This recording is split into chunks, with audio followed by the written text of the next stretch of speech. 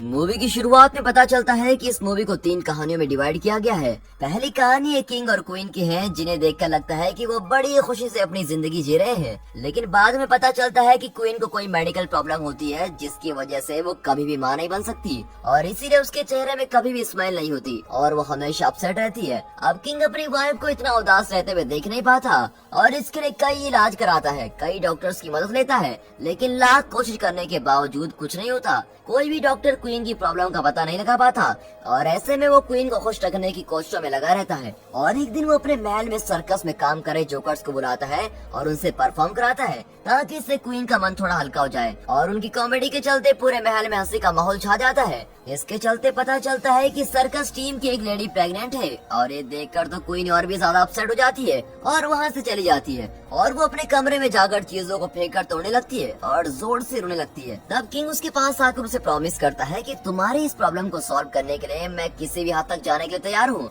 और ये मेरा वादा है। उस रात इन दोनों की ये प्रॉब्लम सॉल्व करने के लिए महल में कोई लंबा आदमी आया होता है और उनसे मिलकर कहता है कि मेरे पास क्वीन की इस प्रॉब्लम का ट्रीटमेंट है और मैं सब कुछ ठीक कर सकता हूँ। तब किंग उसे कहता है कि तुम्हारे जैसे तो कई लोग आ चुके हैं, लेकिन कोई कभी कुछ नहीं कर पाया और सभी असफल होकर लौट गए हैं। तब वो आदमी जवाब देता है कि नहीं नहीं, मैं जरूर इसकी प्रॉब्लम को सॉल्व कर सकता हूँ, लेकिन ये इस पर डिपेंड करता है कि आप इसके लिए कौन सी हद तक जाने के लिए तैयार हो और कौन सी लेवल तक जा सकते हो, यानी ये सिर्फ आपके हाथों में है। और किंग उसे कहता है कि मैं तो कुछ भी करने के लिए तैयार हूँ, बस तुम बताओ तो करना क्या है। वो कहता है कि अब आपको एक बच्चे की यानी एक लाइफ की जरूरत है, लेकिन नेचर में हमेशा बैलेंस होना चाहिए और अगर हम उसे इम्बैलेंस करना जैसा कुछ करते हैं तो तुरंत उसे बैलेंस कर देना चाहिए। तो आपको अगर एक लाइफ चाहिए तो उसके बदले में एक दूसरी लाइफ का बलिदान देना होगा। और किंग भी उसके लिए मान जाता है और वो आदमी उसे अगली प्रोसेस बताता है और कहता है कि उसे एक सी क्रिएचर को मारकर उसके दिल को निकालकर एक वर्जिन लड़की जिसकी शादी नहीं हुई है उसको दिल को पकाने को कहना है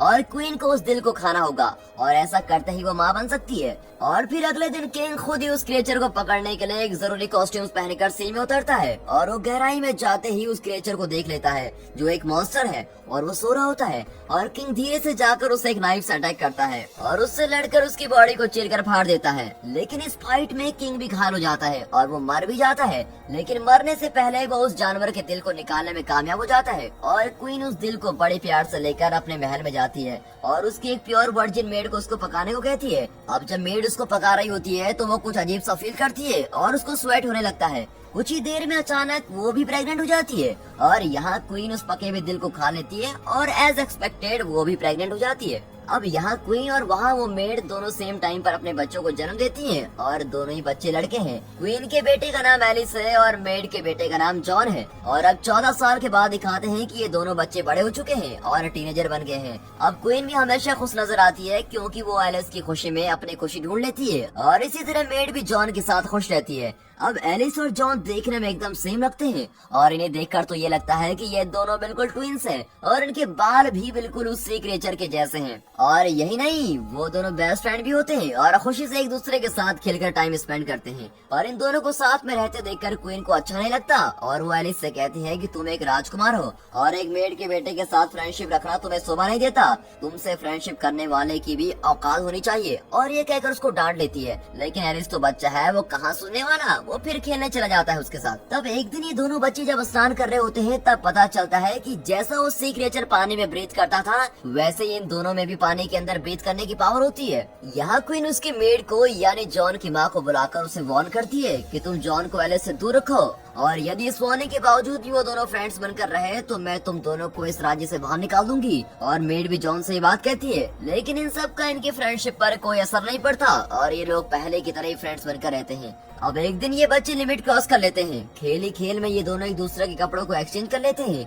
और जॉन उस महल में एलिस बनकर चला जाता है। अब जॉन के महल पहुंचते ही क्वीन को उस पर शक होता है और वो उसकी बॉडी की स्मेल से पहचान लेती है कि ये तो एलिस नहीं है और इससे वो बहुत ही गुस्से में आ जाती है। फिर वो जॉन से उस राज्य को छोड़ने को कहती है, लेकिन एलिस उसे जाने नहीं देता और बार बार उसे जाने से रोकता है। पर जॉन कहता है, यार भाई, तुम्हारी माँ ने तो मुझे जाने को कहा है और मुझे जाना ही होगा। फिर एलिस उसे रोकते हुए कहता है, अगर तुम्हें कुछ हो गया तो मैं कैसे जी पाऊंगा। तब जॉन उसे एक ट्री के पास लेकर जाता है और उस ट्री पर एक छुरा लेकर हल्के से कट कर देता है तो देखते ही उसमें से पानी निकलने लगता है और वो साफ पानी होता है। अब जॉन कहता है ये देखो, जब तक इस ट्री से ऐसा पानी निकलता रहा तो समझ लेना कि मैं जिंदा हूँ, और जिस दिन ये पानी खून में बदल जाए तो समझ लेना मैं किसी मुसीबत में फंसा हुआ हूँ और मेरी जान को खतरा है। और ये कहकर वो चला जाता है। फिर एलिस अब रोज उस ट्री के पास जाकर चेक करता है कि उसमें से पानी निकल रहा है या खून, और ऐसे ही चलते एक दिन अचानक ट्री से खून निकलने लगता है। अब ये देखकर जॉन कोई प्रॉब्लम में फंसा होगा, इस बात को समझकर एलिस अपनी माँ को बिना बताए वहाँ से भाग जाता है और जॉन को ढूंढता है। अब बहुत जगह पर ढूंढने पर और कुछ ट्राई करने के बाद उसको जॉन के घर का पता मिल जाता है और वो उस एरिया में पहुंचकर कैजुअली चल रहा होता है। तब कई लोग उसको जॉन समझकर उसके पास भाग कर आते हैं और उसको हक करके इमोशनल हो जाते हैं। अब असल में जॉन की शादी भी हो गई होती है और वो अपनी फैमिली के साथ खुशी से रहता है, लेकिन फिर पता चलता है कि 5 दिन पहले जॉन किसी जंगल में गया था और वहाँ से लौट कर नहीं आया। अब ये खबर मिलते ही एलिस भी जंगल में जाकर जॉन को ढूंढने लगता है। यहाँ महल में क्वीन एलिस को ढूंढकर थक जाती है और वो फाइनली उस आदमी के पास जाती है जिसने उसे माँ बनने के उपाय दिए थे और उसे उसकी हेल्प करने को कहती है। तब वो फिर से वही डायलॉग बोलता है कि अगर तुम्हें तुम्हारा बेटा वापस चाहिए तो तुम्हें एक बलि देनी होगी, और क्वीन भी इसके लिए राजी हो जाती है। वहाँ जंगल में जॉन को एक गुफा के अंदर दिखाया जाता है और उसका पूरा शरीर खून से लथपथ होता है और वो बहुत ही ज्यादा घायल भी है। तब दिखाते हैं कि एक बड़ा मॉन्स्टर उसको अटैक करने आ रहा है और वो बचाओ बचाओ करके चिल्लाने लगता है। तभी उसकी आवाज को सुनकर एलिस वहाँ पहुँच जाता है और उस मॉन्स्टर की गर्दन पर छुरा घूमकर उसको मार डालता है और जॉन को बचा लेता है। फिर एक ट्विस्ट दिखाते हैं कि इस मरे हुए मॉन्स्टर का रूप धीरे धीरे बदलने लगता है और पता चलता है कि वो एलिस की माँ है, यानी क्वीन है। अब जैसे उस आदमी ने कहा होता है कि एक लाइफ को बचाने के लिए दूसरी लाइफ की बलि देनी होगी, ठीक वैसे यहाँ उसकी माँ ने अपनी जान देकर उसकी जान बचाई होती है। अब एलिस महल में लौट आता है और वहाँ का राजा बनकर रूल करने लगता है। और इसी के साथ दोस्तों ये पहली कहानी खत्म होती है। अब दूसरी कहानी की ओर बढ़ते हैं। इस कहानी में किंग को दिखाया जाता है जो बंदूक लेकर शिकार करने के लिए जा रहा होता है, और 2 लेडीज को भी दिखाया जाता है जिनका नाम इमा और डोरा है। अब किंग एक फ्लर्टी टाइप का इंसान होता है और वो हमेशा लड़कियों के साथ घूमता फिरता है और वो चाहता है कि हमेशा उसके पास कोई ना कोई लड़की तो होनी चाहिए, और वो खूब शराब भी पीता है। अब इस हालत में भी वो अपने लिए एक सुटेबल लाइफ पार्टनर की खोज में रहता है और उसके देश में क्वीन को लाने का प्रयास करता है। वो उसकी होने वाली वाइफ के लिए ढेर सारे पैसे और गहने जमा करके रेडी रखता है। अब यहाँ एक छोटे से गाँव में 2 बुजुर्ग लेडीज को दिखाते हैं जो सिस्टर्स हैं, और बड़ी सिस्टर का नाम है डोरा और छोटे का नाम है इमा।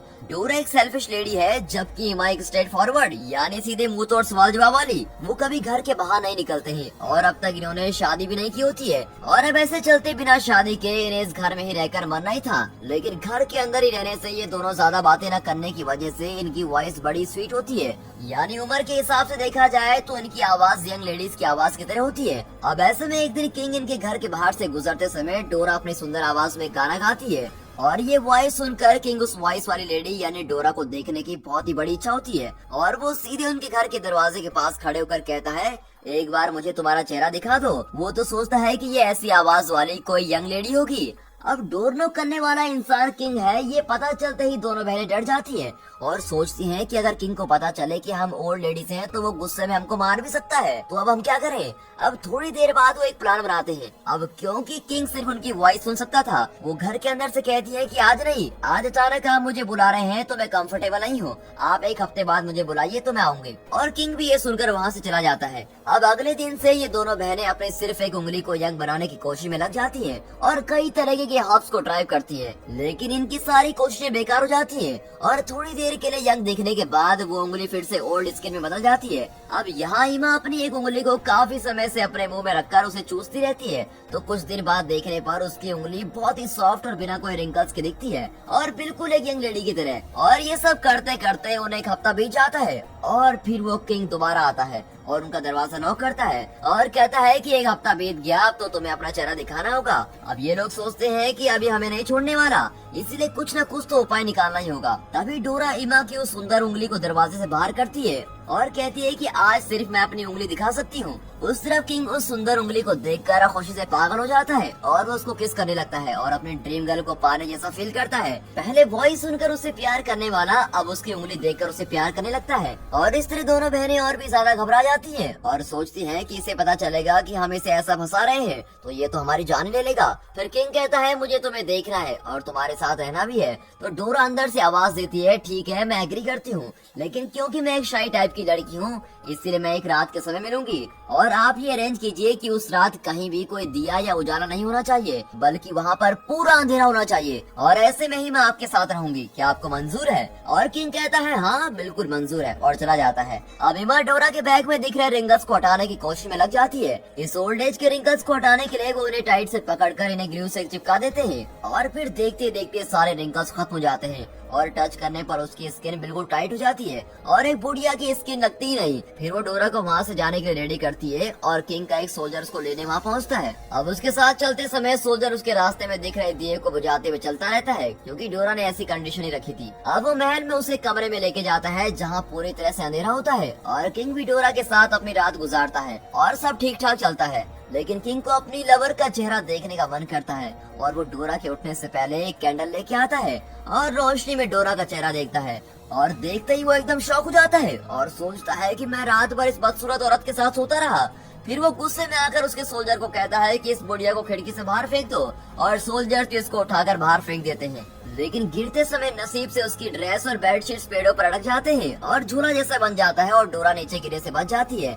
और उसी समय वहाँ एक विच आती है, और उस पर कुछ मैजिक करके कहती है कि इस ओल्ड लेडी को फिर से यंग बना दो, और वो डोरा को एकदम यंग और सुंदर राजकुमारी जैसा बना देती है। अब अगले दिन किंग उसी जंगल में शिकार करने के लिए दोबारा जाता है, और वो उस जंगल के बीच में खड़ी सुनहरी बाल वाली लड़की डोरा को देख लेता है, और उसे पहली नजर में प्यार हो जाता है। वो डोरा को उसके महल में ले जाकर सबको बताता है कि ये मेरी होने वाली बीवी है। अब प्रॉब्लम यह है कि डोरा को वो कैसे यंग बनी इसका कोई अंदाजा नहीं होता, और उस विच ने ऐसा क्या किया ये भी उसको याद नहीं। अब इन दोनों की शादी फिक्स होती है, और डोरा इमा को अपनी शादी पर इनवाइट करती है। उस इनविटेशन कार्ड के साथ ही एक कॉस्टली ड्रेस भी भेजती है, और इमा भी उस महल में पहुंच जाती है, और वहाँ डोरा से मिलते ही उसे विश्वास नहीं होता कि ये डोरा है, वो भी इतनी यंग और सुंदर। और वो उसे पूछती है कि तुम इतनी सुंदर कैसे बनी? तो इसके जवाब में डोरा कहती है कि मैंने अपनी बूढ़ी स्किन को नाइफ से कट करके उतार दिया है, और धीरे धीरे मैं असली यंग लेडी में बदल गई हूँ। और ये कहकर वो उसको बाहर भेज देती है। अब इमा भी अपने घर लौटने के लिए निकलती है, और घर जाते समय वो सोचती है कि अगर डोरा इतनी खूबसूरत बन गई तो मैं क्यों नहीं बन सकती? मैं भी तो बुढ़िया हूँ, और मैं भी जवान हो सकती हूँ, मुझे भी यंग बनना है। और ये सोचकर चलते हुए वो रास्ते में एक नाइफ शार्पनर से यानी एक धार वाले आदमी को देखती है, और वो उसके पास जाकर उसकी स्किन को उतारने के लिए हेल्प मांगती है, और कहती है मैं तुम्हें अपने सारे गहने दे दूंगी, बस तुम मेरी स्किन उतार दो। और ये कहकर वो अपने सारा कीमती नेकलेस उसको दे देती है। ये आदमी तो इससे भी बड़ा बेवकूफ निकला। उसकी बात मानकर वो उसको एक जंगल में लेके जाता है, और एक पेड़ पर बांध देता है, और उसकी स्किन को एक एक करके नाइफ से उतारने लगता है। अब पूरी स्किन निकालने के बाद ऐसी हालत में इमा उस महल की तरफ जाती है, और चलते चलते रास्ते में गिरकर मर जाती है। यहाँ महल में खुशी से लाइफ गुजारने वाली डोरा अचानक अपनी स्किन में आए हुए कुछ रिंकल्स को देख लेती है, और वो फिर से बूढ़ी बनने जैसा फील करती है, और किंग के देखने से पहले ही वो उस महल से बाहर निकलकर भागने लगती है, और महल के बाहर निकलते ही वो फिर से एक ओल्ड लेडी में बदल जाती है, और यहाँ कभी लौट कर नहीं आना है ये सोचकर वो तेजी से भागते हुए नजर आती है। और दोस्तों इसी के साथ ये दूसरी कहानी भी यहाँ पर खत्म होती है। अब देखते हैं मूवी की तीसरी कहानी। इस कहानी में भी एक किंग को दिखाते हैं जो एक छोटे कद का आदमी है, और वो कुछ अजीब टाइप का है। उसकी वाइफ कई साल पहले मर चुकी है, और उसकी एक बेटी होती है जिसका नाम वॉयलेट है, और किंग वॉयलेट को दिल से प्यार नहीं करता।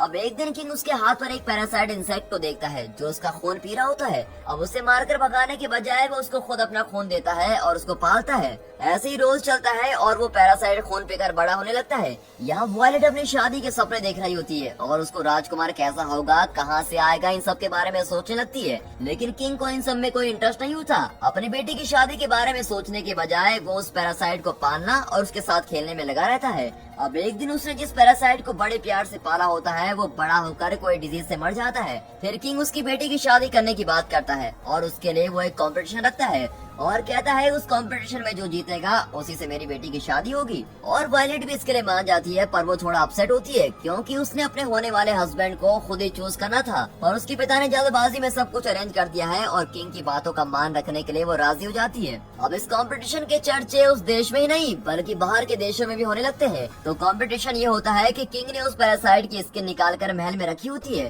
तो आने वाले राजकुमारों को उसे देखकर ये पता लगाना होता है कि इस इंसेक्ट का नाम है क्या। और किंग कहता है कि उसे जिसने सही से पहचाना उसी से मेरी बेटी की शादी होगी। अब वहाँ कई युवक आते हैं और उस स्किन को गौर करते हैं और उसको टच करके फील भी करते हैं, लेकिन कई टेक्निक्स और कोशिशों के बाद भी वो उसका नाम नहीं पहचान पाते। अब असल में ये पैरासाइट की स्किन छोटी होती है, लेकिन किंग ने इतनी बड़ी स्किन को वहाँ रखा होता है और इसीलिए उसको कोई पहचान नहीं पाता। अब कुछ देर बाद अचानक वहाँ एक राक्षस कुल का आदमी आता है जिसका नाम ओगरे है और वो दिखने में बहुत ही बदसूरत है। किंग के सोल्जर्स उसको अंदर आने से रोकते हैं, लेकिन वो कहता है कि वो इस कंपटीशन में भाग लेगा। फिर वो क्या करते हैं, वो उसको अंदर आने देते हैं। अब वो उस स्किन के पास जाकर उसको बड़े गौर से स्मेल करने लगता है और सुना है कि राक्षस कुल के लोगों में चीजों को सूंघने की शक्ति बहुत ही ज्यादा होती है। और ऐसे ही कुछ देर सूंघने के बाद वो उस पैरासाइट का सही नाम बता देता है और ये सुनते ही वायलेट वहाँ से तेजी से भागकर महल के छत पर जाकर सुसाइड करने का ट्राई करती है। तभी किंग उसके पीछे भागकर उसको रोकता है और उसे समझाता है कि मैंने उसे अपना वचन दिया है और एक राजा का वचन भगवान के वचन के समान होता है। तुम मर गई तो यहाँ मेरा वचन कौन निभा सकता है, प्लीज मेरी बेटी वचन का मान रखो। और ऐसा सब कहकर उसे बहलाता है और फाइनली वो एग्री करती है और ओगरे उसे अपने साथ लेकर जाता है। वो एक पहाड़ पर एक गुफा में रहता है और वो वायलेट को उठाकर उस पहाड़ पर चढ़ाकर उसी गुफा में जाकर उसको बंद कर देता है। फिर वायलेट कई दिन वहीं बैठकर रो रही होती है। अब एक दिन ओगरे जब शिकार करने निकलता है तब वायलेट सामने वाले पहाड़ पर एक लेडी को देखती है और वो उसको बचाने के लिए रिक्वेस्ट करती है और उसके साथ क्या हुआ ये सारी बातें बताती है। अब ये सुनकर वो लेडी भी इस पर तरस आकर इसकी मदद करने के लिए राजी हो जाती है और थोड़ी देर बाद वो अपनी फैमिली में से और भी कई लोगों को वहाँ लेकर आती है और वो उनसे वायलेट को इस पहाड़ पर कैसे ला सकते हैं इसके बारे में बात करती है और उन्हें इसका सोल्यूशन भी मिल जाता है। लगता है ये सब सर्कस में काम कर रहे होते हैं। ये लोग इस पहाड़ से उस पहाड़ तक एक लंबी रस्सी बांधकर उस रस्सी पर चलने वाले और पहले कई बार ऐसे चलकर एक्सपीरियंस होने वाले एक इंसान की हेल्प लेते हैं और वो भी वायलेट को उठाकर धीरे धीरे रस्सी पर चलकर उसको पार कर लेता है और वह ऑलमोस्ट पहुंच ही रहा होता है, पर अचानक ओगरे उस पहाड़ पर आकर उस रस्सी पर चलने लगता है और वो आदमी भी उस पार पहुंच जाता है और सर्कस वाले उस रस्सी को काट देते हैं और ओगरे उससे नीचे गिर जाता है। अब ये सब सोच रहे होते हैं कि वो पहाड़ से गिरकर मर गया होगा। तभी कुछ दिन बाद वो वापस आता है और उसे कई जख्म भी आए होते हैं। वो उस सर्कस वाली फैमिली जिसने वायलेट को बचाया था उनके घर को ढूंढ लेता है और उन्हें एक एक करके सभी को मार डालता है और फिर वो वायलेट को देखता है। वायलेट के भागने पर वो उसका पीछा करता है और वायलेट एक गुफा के अंदर छिप जाती है, लेकिन वो उसको ढूंढ लेता है और वहाँ जाकर उसको पकड़ लेता है। अब वायलेट के पास और कोई रास्ता न होने पर वो उसको एक्सेप्ट करने जैसा हक करती है और वगैरह का भी गुस्सा कम हो जाता है। तब चांस मिलते ही वायलेट उसकी गर्दन काटकर उसको मार डालती है और वो उसका सर काटकर उसे अपने हाथों में पकड़कर खून से भरे शरीर के साथ उसके महल में जाती है और उसके पिता यानी किंग से मिलती है और वहाँ आकर कहती है मेरे लिए आपने जिसको चुना था उसको देखिए, आपके दामाद को देखिए कहकर फूट फूट कर रोने लगती है और किंग को भी उसकी गलती का एहसास होता है और वो वायलेट से माफी मांगता है और उसकी गलती का प्रायश्चित करने के लिए वो वायलेट को उस राज्य की रानी बना देता है और सभी लोग वायलेट की क्राउन सेरेमनी बड़ी धूमधाम से मनाते हैं। और इसी के साथ ये तीसरी कहानी दोस्तों यहाँ पर खत्म होती है।